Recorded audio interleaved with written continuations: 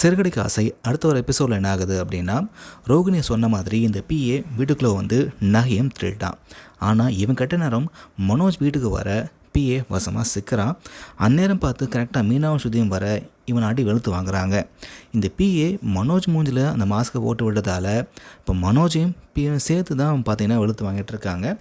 ஒரு கட்டத்தில் இந்த பிஏ தப்பிச்சு ஓடிட்டான். ஆனால் இப்போ மாட்டினது இந்த மனோஜ் தான். மனோஜையும் பேச விடாமல் அடி வெளுத்துட்டு இருக்காங்க.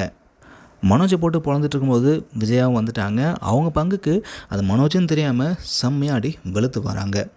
அந்த பிஏ நகையை எடுத்துகிட்டு போயிருப்பான் அப்படின்னு நிம்மதியாக வீட்டுக்கு வந்த ரோகிணிக்கு அதிர்ச்சி தான் காத்திருந்துச்சு.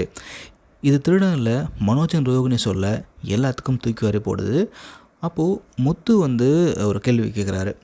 திருநவன் பூட்டை உடைக்காமல் எப்படி கரெக்டாக சாவி எடுத்து திறந்து உள்ளே வந்தான்?